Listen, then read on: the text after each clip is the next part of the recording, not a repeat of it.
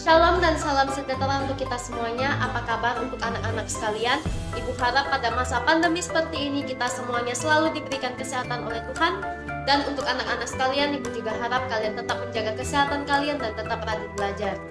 Baik, sebelum kita memulai pembelajaran kita pada hari ini, mari kita sama-sama menonton cuplikan video sebagai berikut.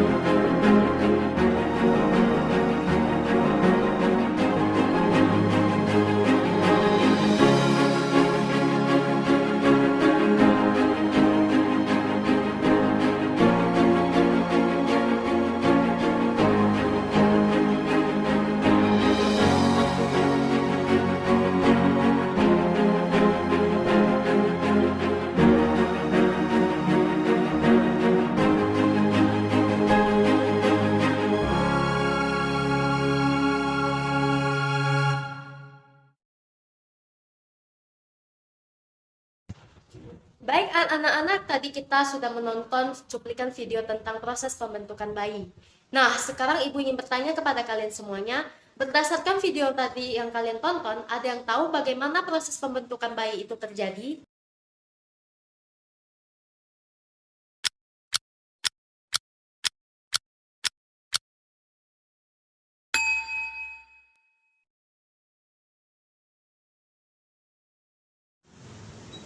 Baik, jadi betul ya jawabannya. Proses pembentukan bayi itu diawali dengan proses fertilisasi, di mana pada proses fertilisasi terjadi penyatuan sel sperma dengan oosit untuk membentuk zigot, di mana zigot tersebut akan berkembang menjadi embrio, dan embrio akan berkembang menjadi janin. Selama 9 bulan kandungan ibu, janin akan berkembang menjadi bayi.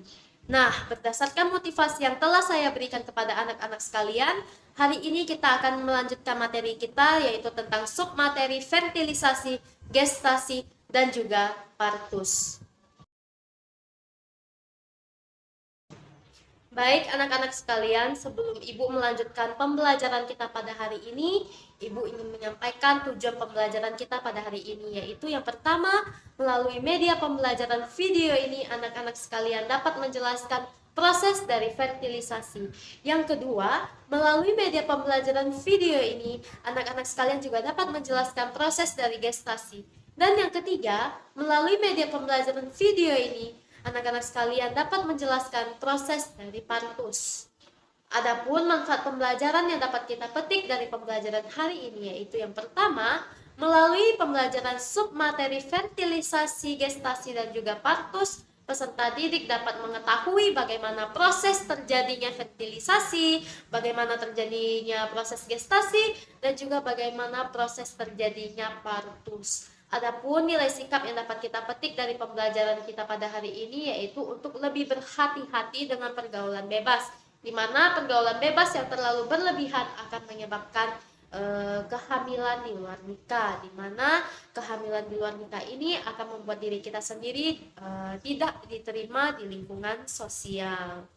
Baik anak-anak sekalian, sebelum kita memulai kegiatan pembelajaran kita, Ibu berharap kalian telah menyiapkan alat tulis dan buku catatan kalian untuk mencatat setiap materi yang Ibu sampaikan kepada kalian. Oke anak-anak sekalian, sudah siap untuk belajar? Baik, apabila sudah siap, Ibu akan membahas tentang proses fertilisasi. Nah, sekarang Ibu ingin bertanya kepada kalian, ada yang tahu apa itu proses fertilisasi?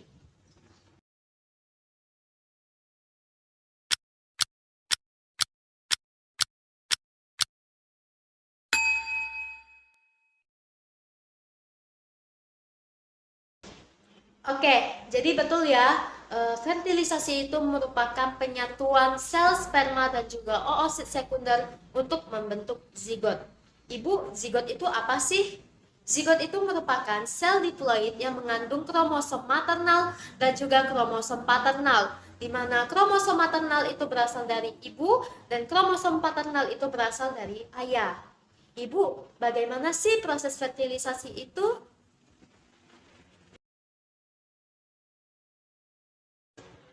Pada proses fertilisasi, sekitar 250 hingga 400 juta sel sperma yang disemprotkan ke dalam vagina melalui ejakulasi semen laki-laki. Nah, sel sperma itu sendiri akan berenang menuju oosit dengan bantuan kekuatannya sendiri dan juga dari bantuan dari kontraksi otot pada uterus dan juga tuba falopi.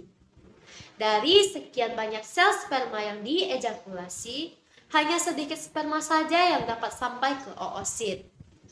Sewaktu dalam lingkungan cairan pada uterus dan tuba falopi, sel sperma mengalami kapasitasi sperma, di mana sel sperma mengalami pengkondisian pada membran dan akrosomnya, sehingga sel sperma siap untuk melaksanakan proses fertilisasi. Setelah sel sperma telah mengalami kapasitasi, selanjutnya sel sperma akan mengeluarkan enzim hidrolitiknya melalui akrosom, di mana proses ini disebut sebagai reaksi akrosomal. Sel sperma melepaskan enzim hidrolitiknya untuk mencerna sel korona radiata dan juga zona pellucida, di mana dengan mencerna sel korona radiata dan juga zona pellucida, enzim hidrolitik akan membuka jalan untuk satu sperma masuk ke dalam oosit. Jika satu sel sperma telah menembus membran pada oosit, zona pellucida akan membuat oosit menjadi tidak dapat ditembus lagi dengan sperma lainnya. Hal ini dikarenakan masuknya enzim hidrolitik dalam pellucida tersebut membuat zona pellucida mengalami perubahan kimia di dalamnya, sehingga zona pellucida menjadi tebal dan tidak dapat ditembus oleh sperma lainnya lagi. Selanjutnya, sel sperma yang telah menembus oosit akan melepaskan flagellumnya dan akan kehilangan membran nuklirnya. Kemudian, sperma tersebut akan membentuk membran pronuklirnya sendiri dan berkembang menjadi pronukleus laki-laki, di mana pronukleus laki-laki akan bertemu dengan pronukleus perempuan, kemudian akan bersatu, dan membran nuklir dari kedua pronukleus tersebut akan pecah, kemudian DNA pun bereplikasi, kromosom berjajang ke bidang ekuator, dan kemudian pembelahan mitosis yang pertama kali pun terjadi. Baik, sampai sini apakah sudah paham semuanya? Apabila sudah paham, mari kita lanjutkan ke proses gestasi. Nah, adakah yang tahu proses gestasi itu seperti apa?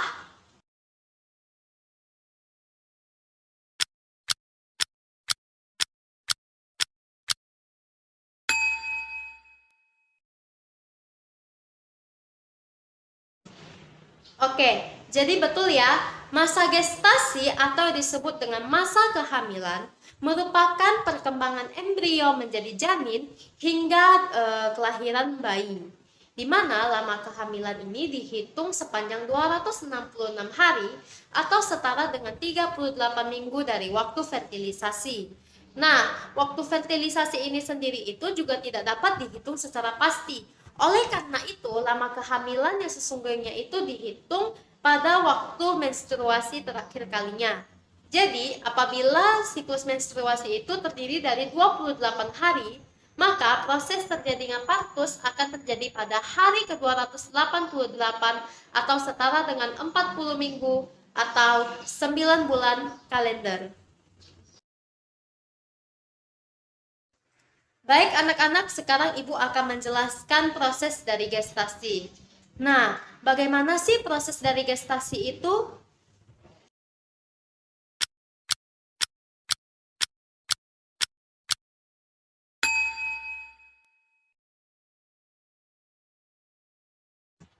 Baik, pada proses gestasi, 2 minggu setelah proses fertilisasi terjadi, zigot akan membelah secara mitosis dengan kurun waktu yang cepat menjadi 2 sel, di mana 2 sel tersebut akan membelah lagi menjadi 4 sel, dan membelah lagi menjadi 8 sel, kemudian membelah lagi menjadi 16 sel hingga 32 sel yang disebut dengan morula.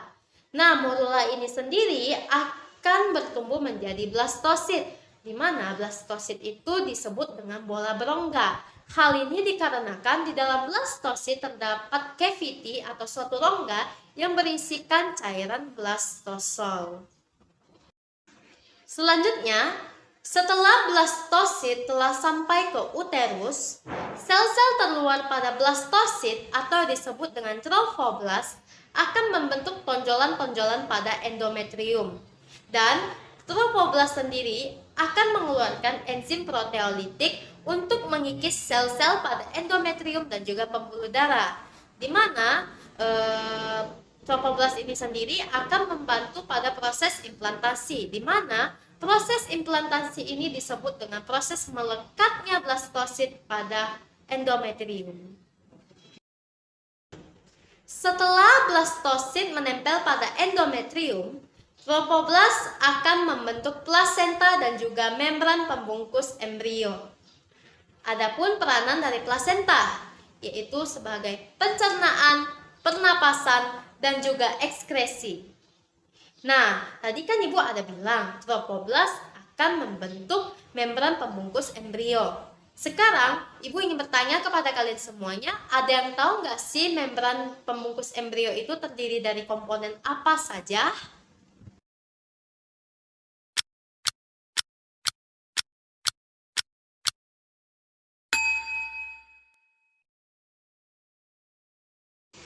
Oke, jadi betul ya, membran pembungkus embrio terdiri dari 4 komponen.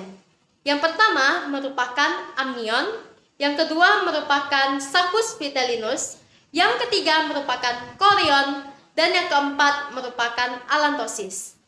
Pertama, amnion ini membentuk rongga-rongga yang disebut dengan kantong amnion, di mana kantong amnion ini akan diisikan dengan cairan amnion atau yang disebut dengan ketuban. Amnion ini memiliki peranan untuk menjaga bayi dari guncangan serta perubahan suhu, serta memungkinkan bayi untuk bergerak dengan bebas. Selanjutnya, saccus vitellinus atau yang disebut dengan kantung kuning telur, dia itu terbentuk di dalam endoderm, di mana peranan dari saccus vitellinus ini itu berperan sebagai organ pernapasan serta organ pencernaan awal. Selain itu, saccus vitellinus juga berperan dalam pembentukan sel-sel darah dan juga pembuluh darah, serta pembentukan gonad pada embrio. Chorion merupakan membran terluar, di mana chorion ini akan membentuk fili chorionik dan juga membentuk plasenta. Nah, chorion ini juga akan mengekresikan hormon HCG, di mana hormon HCG itu merupakan human chorionic gonadotropin. Berikutnya adalah allantosis, di mana allantosis terdiri dari pembuluh darah, yaitu arteri dan vena umbiliculus. Alantosis ini akan membentuk tali pusar pada janin, di mana tali pusar ini akan menghubungkan dengan plasenta pada endometrium uterus ibu. Selain sel-sel blastosit terluar, sel-sel dalam blastosit akan membentuk embrioblas, di mana embrioblas ini disebut dengan bakal embrio. Nah, embrioblas ini terdiri dari 3 lapisan, di mana lapisan tersebut adalah lapisan ectoderm, lapisan endoderm, dan juga lapisan mesoderm. Ectoderm merupakan lapisan yang terluar, di mana ectoderm ini akan membentuk sistem saraf, sistem indera, sistem endokrin, kulit, rambut, dan juga kuku. Mesoderm merupakan bagian tengah dari embrioblas, di mana mesoderm terletak di antara ectoderm dan juga endoderm. Mesoderm berperan dalam pembentukan sistem rangka, sistem urinaria, sistem sirkulasi, sistem reproduksi, dan juga otot. Endoderm merupakan lapisan terdalam dari embrioblas, di mana endoderm ini akan membentuk saluran pernapasan, saluran pencernaan, hati, pankreas, dan juga paru-paru.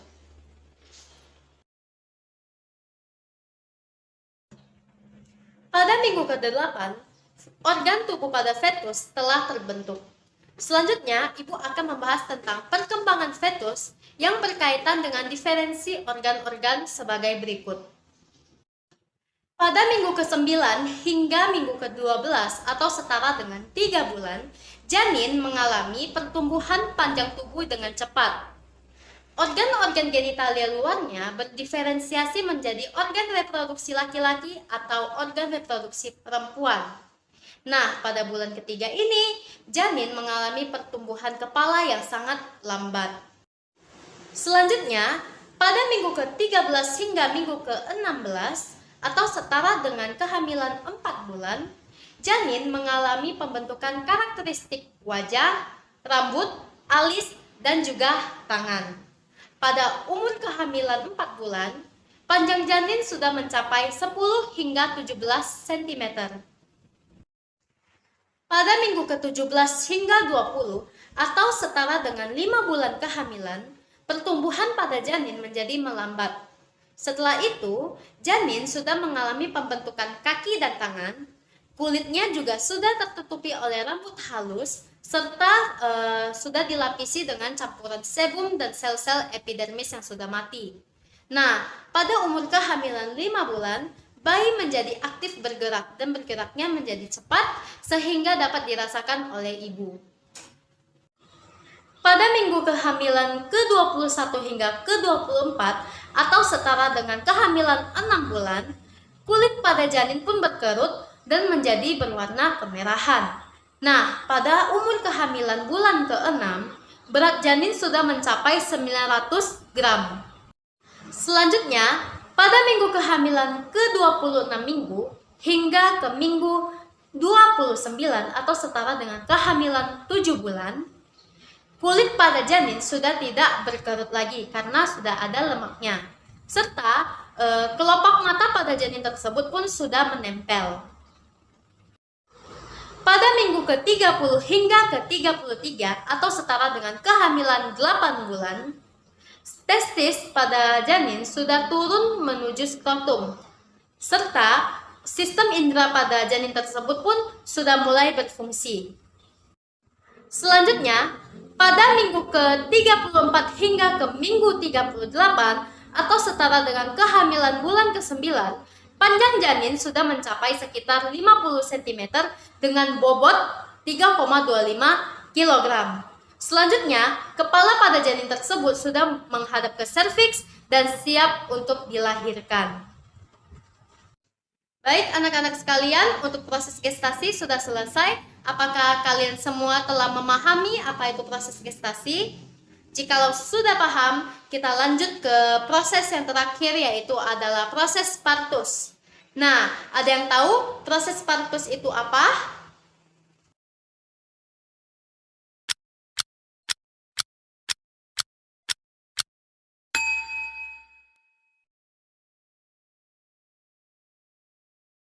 Oke, jadi betul ya, partus itu merupakan proses kelahiran bayi, di mana partus itu juga kita sebut dengan persalinan. Nah, pada proses partus ini dipengaruhi oleh berbagai hormon, seperti hormon relaksin, hormon estrogen, hormon oksitosin, hormon prostaglandin, dan hormon CRH yang disebut dengan corticotropin releasing hormone. Pada proses partus ini dibagi menjadi 3 tahapan, di mana pada tahapan pertama itu adalah dilatasi serviks, tahapan kedua merupakan kelahiran bayi, dan yang ketiga adalah kelahiran plasenta. Pada proses dilatasi serviks atau yang disebut dengan pembukaan, serviks dipaksa untuk melebar untuk membuka jalan bagi kepala bayi, dan pada proses pembukaan itu serviks dipaksa membuka hingga 10 cm. Di mana pada proses dilatasi ini berlangsung selama beberapa jam hingga 24 jam. Setelah proses dilatasi serviks, proses selanjutnya adalah proses kelahiran bayi, di mana proses kelahiran bayi ini berlangsung selama 30 hingga 90 menit. Pada proses kelahiran bayi, bayi bergerak keluar melewati serviks dan juga vagina. Untuk membantu bayi keluar, ibu dapat melakukan dorongan dengan cara sengaja, yaitu mengkontraksikan otot-otot pada dinding abdomen dan bersamaan dengan kontraksi uterus. Setelah bayi dilahirkan, adapun proses selanjutnya yaitu adalah kelahiran plasenta, di mana kelahiran plasenta ini berlangsung selama 15 hingga 30 menit. Pada kelahiran plasenta, uterus dipaksa untuk berkontraksi lagi untuk memisahkan plasenta dari miometrium dan mengeluarkannya melalui vagina.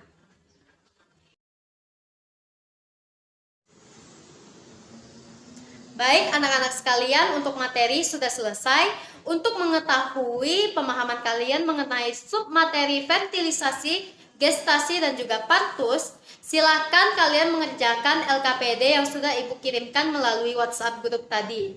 Nah, Ibu harap kalian mengerjakan tugas ini secara individu dan dikumpulkan setelah pembelajaran biologi ini selesai. Baik anak-anak sekalian, waktu pengerjaan soal kalian sudah selesai. Silakan kalian memperhatikan pembahasan soal yang Ibu berikan. Nah, Ibu akan memulai dari soal yang pertama, yaitu jelaskan proses fertilisasi berdasarkan pemahaman Anda. Baik, jadi proses fertilisasi ini diawali dengan masuknya sperma ke dalam vagina melalui ejakulasi semen laki-laki, di mana sel sperma ini nantinya akan mengalami kapasitasi sperma, di mana dengan kapasitasi sperma siap untuk berfertilisasi. Setelah itu, sperma akan melakukan reaksi akrosom, di mana reaksi akrosom ini sperma akan melepaskan enzim hidrolitiknya melalui akrosomnya untuk mencerna sel korona radiata dan juga zona pellucida, di mana dengan mencerna zona pellucida dan sel korona radiata, sperma dapat membuka jalan untuk satu sperma masuk, di mana setelah sperma masuk, sperma akan mengalami kehilangan flagellum serta membran nuklirnya untuk membentuk membran pronuklir baru, di mana membran pronuklir ini akan berkembang menjadi pronukleus laki-laki.